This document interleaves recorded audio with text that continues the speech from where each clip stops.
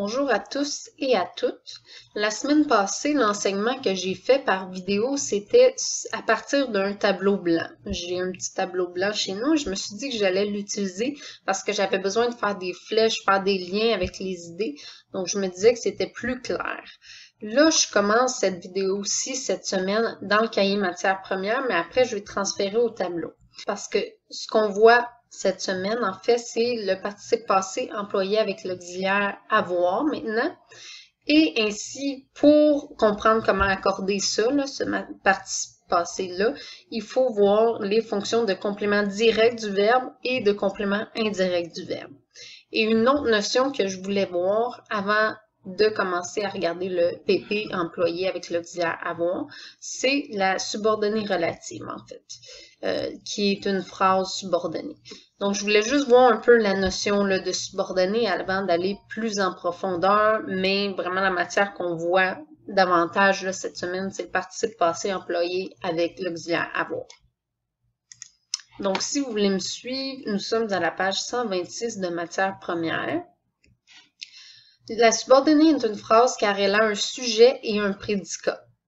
Elle diffère cependant de la phrase de base parce qu'elle débute par un subordonnat. Qui, que, dont, où, quand, avant que, etc. La phrase subordonnée ne peut exister seule. Elle est enchâssée dans une autre phrase. Donc, si on comprend bien, la subordonnée, oui, c'est une phrase, mais c'est pas une phrase que tu peux mettre toute seule comme ça, commencer avec une majuscule et finir avec un point. Elle peut pas exister en dehors d'une autre phrase. Mais ça reste que c'est une phrase parce qu'elle a un sujet puis un prédicat à elle-même. Prédicat, je vous rappelle que c'est un verbe, c'est le groupe du verbe en fait. On regarde l'exemple ici. Les gros chevaux qui tirent des carrioles sont des chevaux de trait. Donc, vous voyez ici, exemple, les gros chevaux, c'est notre sujet de son. Mais si on regarde ici, il y a un autre verbe, le tire, qui tire des charioles. C'est qui, en fait, qui fait cette action-là? C'est le qui. Mais le qui reprend les gros chevaux. Je sais que ça vient mélangeant, mais en gros, je veux juste vous faire comprendre qu'ici, je veux juste que vous observiez qu'il y a deux verbes, en fait, ici. Il y a tire et il y a son. Donc, c'est vraiment deux phrases qu'on a mis en une. La subordonnée relative. La subordonnée relative est une phrase enchâssée dans un groupe du nom. Donc, on est encore dans le même principe. C'est une phrase qui est insérée à l'intérieur d'une autre phrase. Mais là, plus précisément, on l'insère dans un groupe du nom. Elle est introduite par un pronom relatif, comme qui, que ou bien. Ça veut dire que ta subordonnée relative va commencer par ce mot-là, qui, que ou bien ou. Exemple, les oiseaux que je dresse sont des faucons. On va regarder ici, on a deux verbes, on a deux prédicats. On a dresse et on a sont des faucons ici. Dresse, c'est qui fait l'action de dresser, c'est le je. Donc, mon sujet de dresse, c'est je. Et sont des faucons, qui est-ce qui sont des faucons? C'est les oiseaux. Donc, j'ai carrément deux sujets différents ici dans ma phrase parce que j'ai deux prédicats différents. Comme elle est en relation avec le noyau du groupe du nom, la subordonnée relative a la fonction de complément du nom. Bon, ça, c'est moins important pour vous, là. Le pronom relatif a une fonction dans la phrase subordonnée. Donc, dépendamment d'où c'est placé, on a différentes fonctions. Comme vous voyez ici, là, qui pourrait être le sujet. J'aime les animaux qui sont difficiles à apprivoiser. Donc, qui est-ce qui sont difficiles à apprivoiser? C'est le qui ici, en fait. Mais le qui reprend quoi? Les animaux. Ensuite, j'ai que ou le Q apostrophe qui peut être complément direct. Le faucon qui l'a dressé ne le quitte plus. Si je demande il a dressé qui, quoi, c'est le QU ici qui reprend le faucon en fait. Complément indirect, l'époque où on dressait le plus de faucons est le Moyen Âge. On dressait le plus de faucons quand? On répond à la question où, qui reprend en fait l'époque. Je sais que ça a l'air compliqué un peu comme ça, mais de toute façon, les fonctions seront pas super importante pour ce qu'on va voir là avec le participe passé employé avec l'auxiliaire avoir. Je voulais juste qu'on voit cette notion-là avant d'aller plus en profondeur.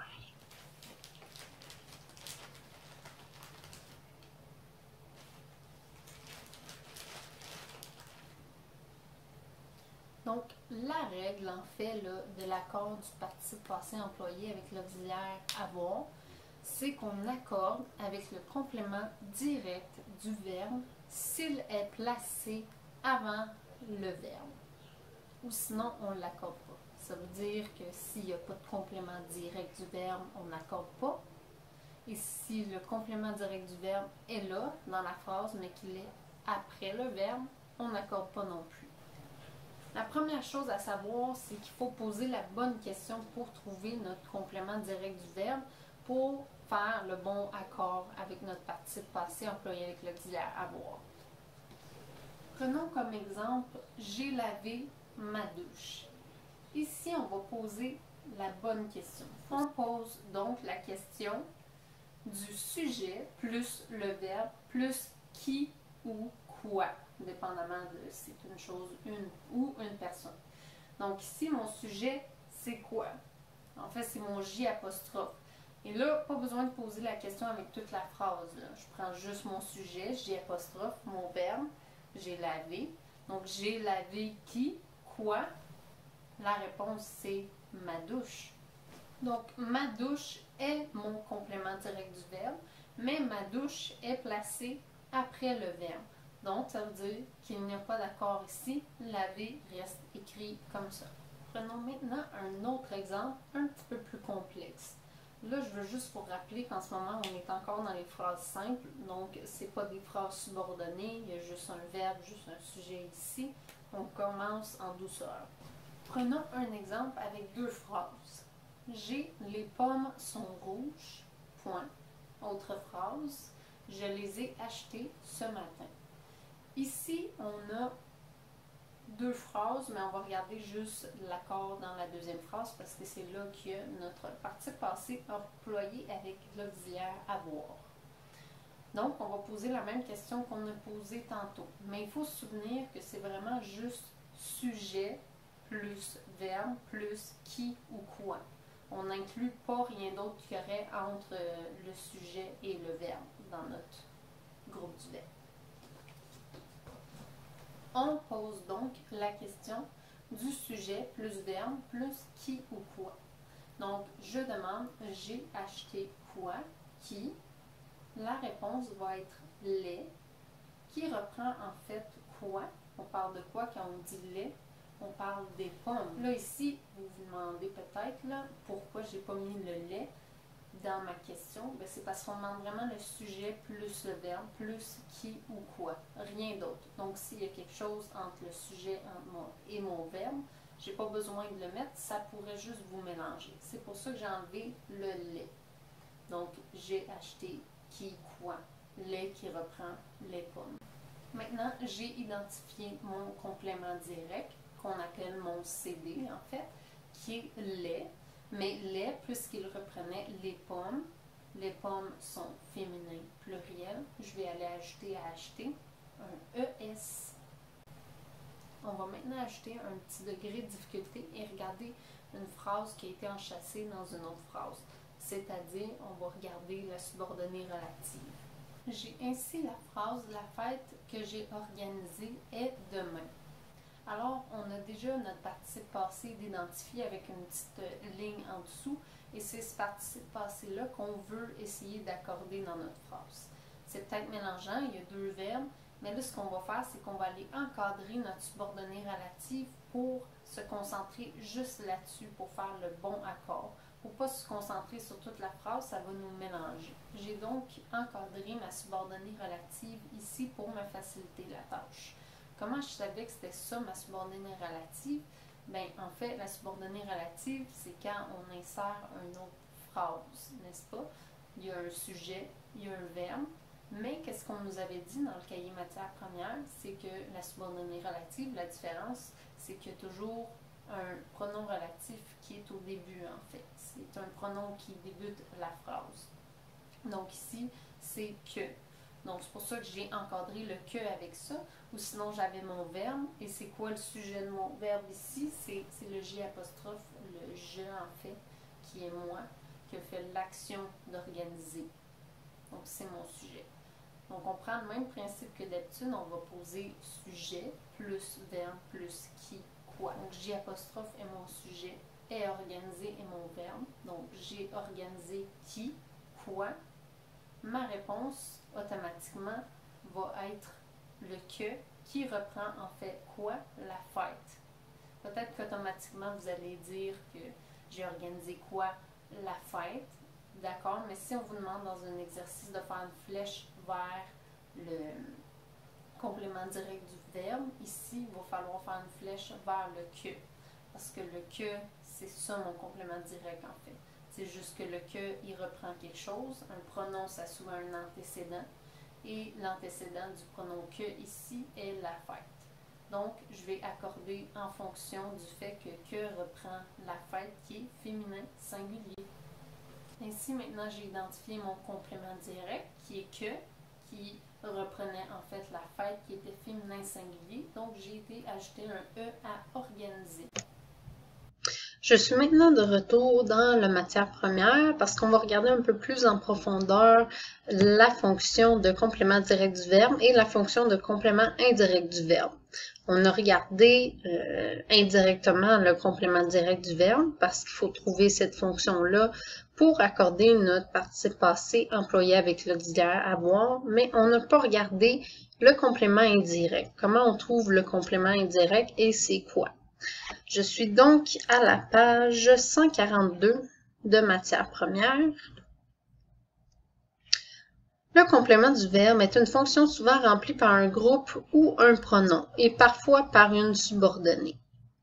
Les compléments directs, là, ce qu'on peut avoir comme complément direct, ça peut être un groupe du nom, ça peut être un pronom, ça peut être un groupe du verbe qui est à l'infinitif, donc ça veut dire un verbe à l'infinitif. Ou ça peut être une subordonnée complétive. La subordonnée complétive, je pense que malheureusement, nous n'avons pas eu le temps de voir ça en classe. Et je veux juste vous dire que la subordonnée complétive, là, c'est pas la même chose que la subordonnée relative. Donc, un groupe du nom, là. Je rédigerai quoi? Mon rapport de laboratoire ce soir. Parce qu'on se souvient, pour trouver notre complément direct du verbe, on demande sujet plus verbe plus qui, quoi. Donc, c'est ce que j'ai fait ici, mon sujet je, verbe rédiger. Je rédigerai quoi? Réponse, mon rapport de laboratoire ce soir.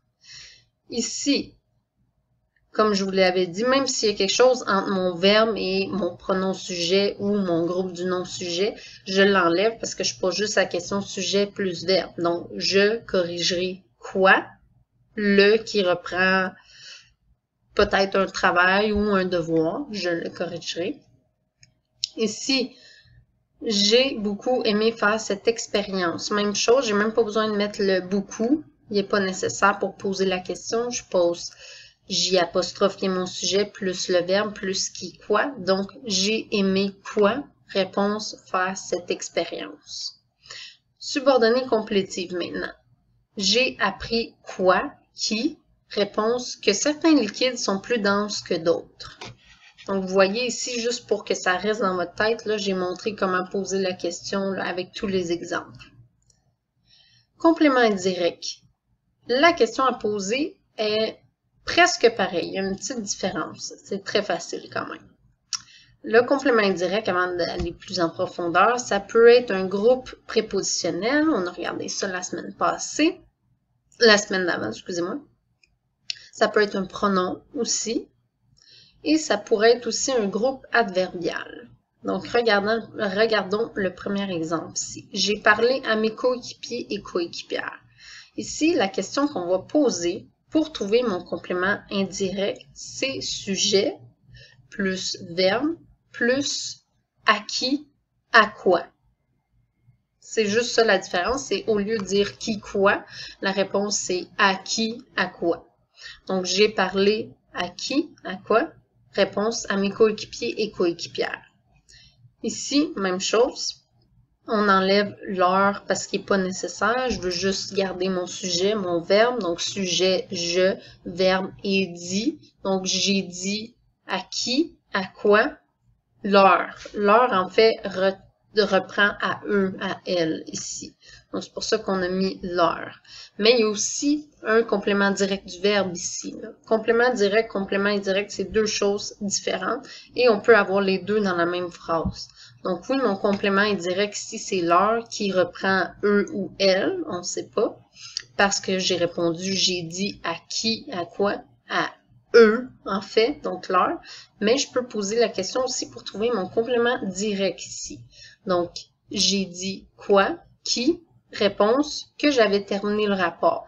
Comme dans l'exemple ici là, de la subordonnée complétive, c'en est une.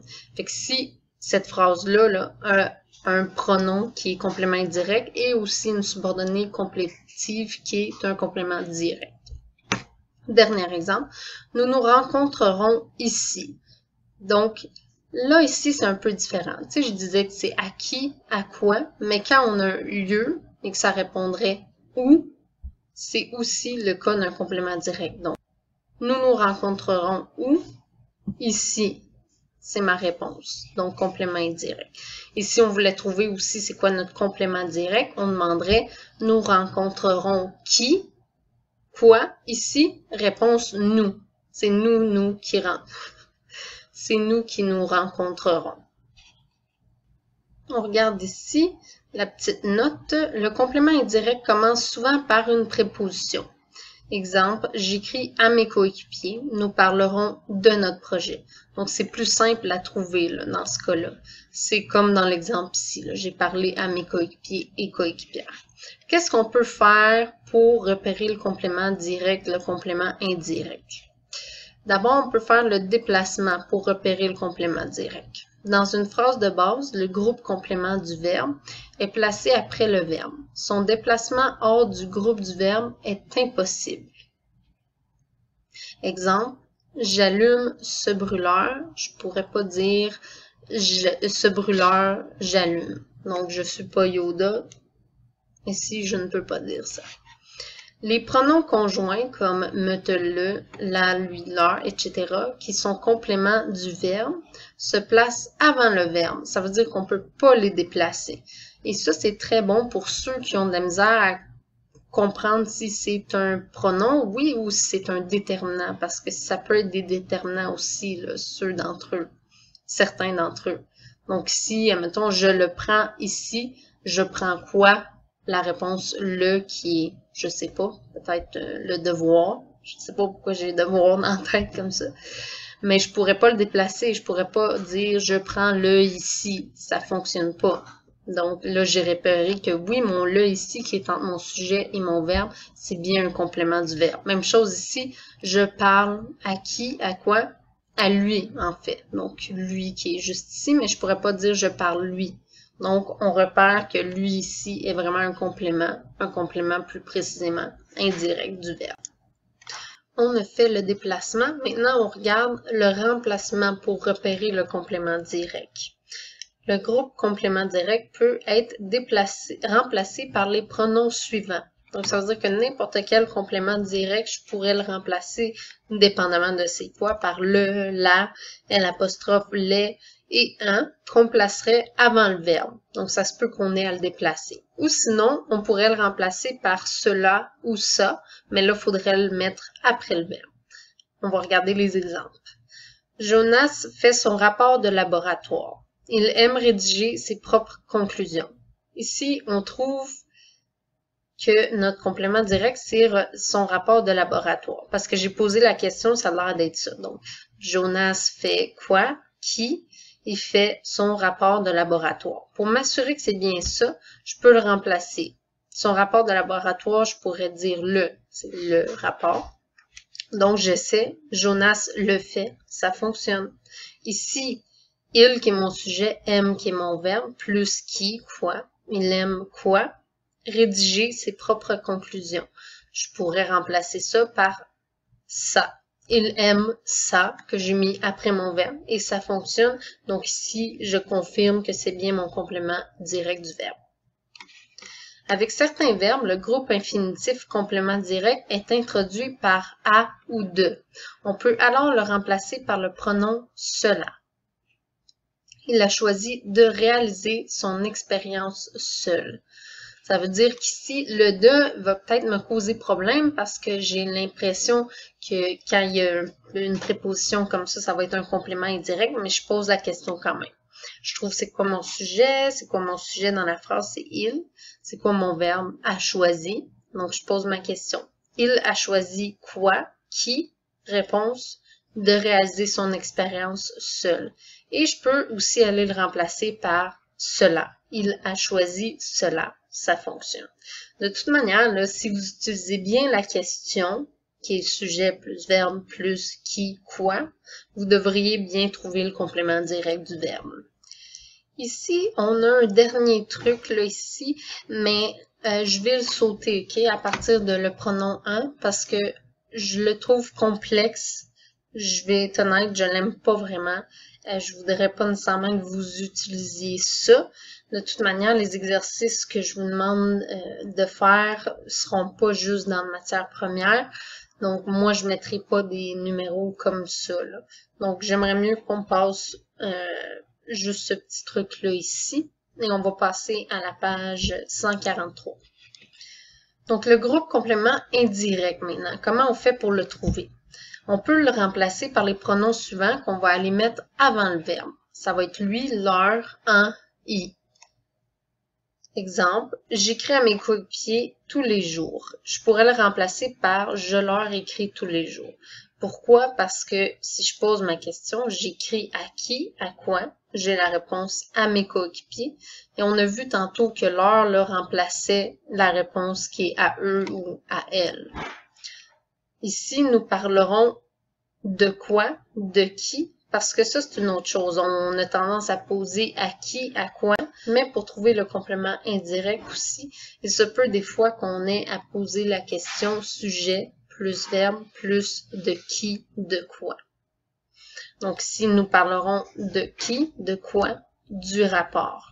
Donc, on pourrait le remplacer par un. Nous en parlerons demain. Elles seront où? Au laboratoire. Je disais tantôt où, ça se peut aussi que ce soit la question avec le complément indirect du verbe. Ben, si on a posé la question où, qui est un lieu, eh bien, c'est un complément indirect. Et le lieu ici du laboratoire, on peut le remplacer par i. Elles y seront. Lui, elle, eux, elles, cela, ça, placé après le verbe, mais précédé d'une préposition. Exemple, nous nous fions à notre enseignante. On pourrait dire nous nous fions à elle. Je discute avec mes coéquipiers. Je discute avec eux. Anna parle de son dernier rapport. Anna parle de cela. Donc, c'est sûr que les trucs ici, c'est parce que je trouve que des fois, ils essayent de nous montrer tellement de trucs, ça devient compliqué un petit peu à comprendre tous ces trucs-là, là. Donc, si vous posez bien la question, là, il ne devrait pas avoir de problème de trouver c'est quoi mon complément direct, c'est quoi mon complément indirect dans ma phrase.